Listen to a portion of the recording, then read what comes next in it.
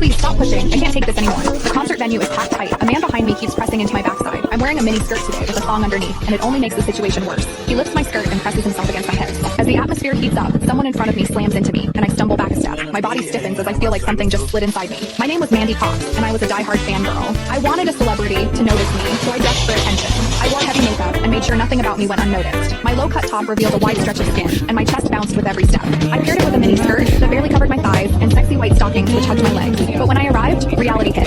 The concert venue was packed so tightly I couldn't move, and the crowd swallowed me whole. The celebrity was never going to notice me. I craned my neck and shouted, "Darling, take me." I never imagined that line would draw the wrong kind of attention. Instead of the celebrity, it caught a filthy creep. After I shouted it, I became aware of a man behind me, repeatedly bumping into me. At first, I brushed it off. In a crowd that dense, accidental contact was easy to explain, but the feeling wouldn't go away. Something hard kept pressing against my butt from behind. I assumed I'd accidentally backed into his hand where it rested behind me, so I turned and offered a polite apology. "Sorry, I didn't mean to bump into you." He paused, then flashed a leering smile and said, "It's okay, I don't mind." When I turned back toward the stage, I felt him press against me there, more deliberate than before. I kept my attention on the celebrity on stage and shut him out. The man became increasingly brazen, pulling up my skirt and pressing close against my backside. I had only a thong on underneath, which left my butt exposed. I felt his touch directly against my skin and assumed it was his finger. Only then did I realize something was wrong. The scene was witnessed by a pressure man was warm nearby and who solid looked in at a the way a pregnant finger could woman never be. compassion, My taking mind notice lurched as the truth hit me. advantage of In the the 20 fact years of my that life, this was the first time a approached the man man's had ever car. molested me. Fear surged through me, sharp and overwhelming, and my body reacted with an instinct to flee, but there was no way to move. The concert floor was packed wall to wall,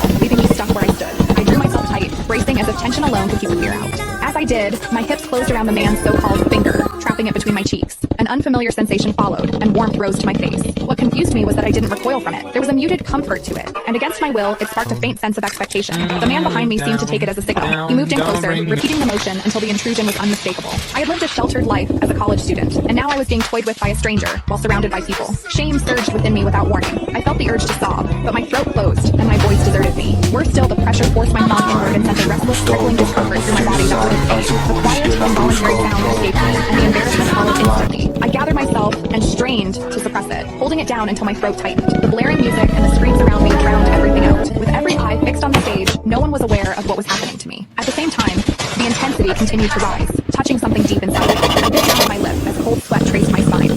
My awareness was tipping back and forth between humiliation and a pleasure I couldn't bring myself to name. I knew I couldn't take it anymore if it continued, so I turned sharply to face the man behind me. "Please stop pushing. I can't take this anymore."